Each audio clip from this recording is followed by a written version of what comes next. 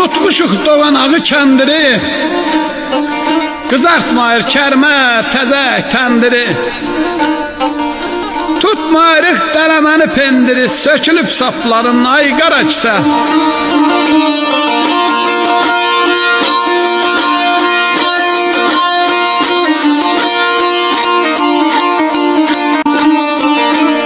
Boş qalıbdı yaylağımız a qardaş, otlamır sürümüz hür alabaş.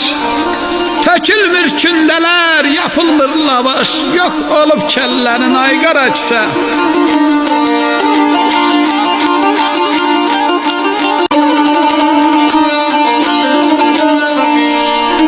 Yaman tutub töhmət məni, söz məni, yandırıbdı ateş məni, köz məni.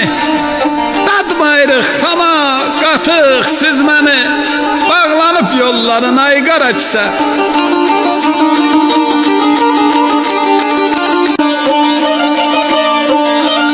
Saralıbdır uşaqların çöhrəsi,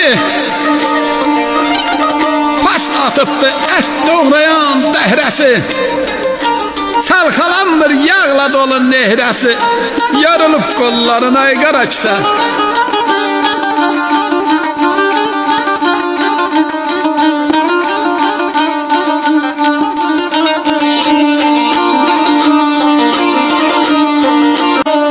Yadırqarıq qurut qaymaq sərməyi, qırılıbdır küftə bozbaş çölməyi.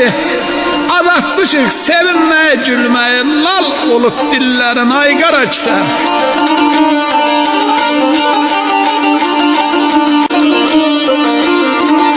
Tikilməyir palanların biz ilə, yüklənməyir madyanların duz ilə. Dolu oldun 50 ilə, 100 ilə, boşalıb pulların ay qaraçsa.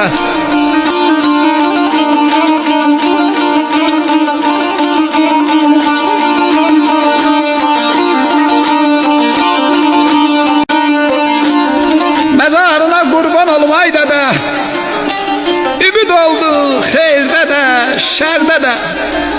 Oruç deyər dözməyirəm bu dərdə, azalıb dostların ay qaraçsa.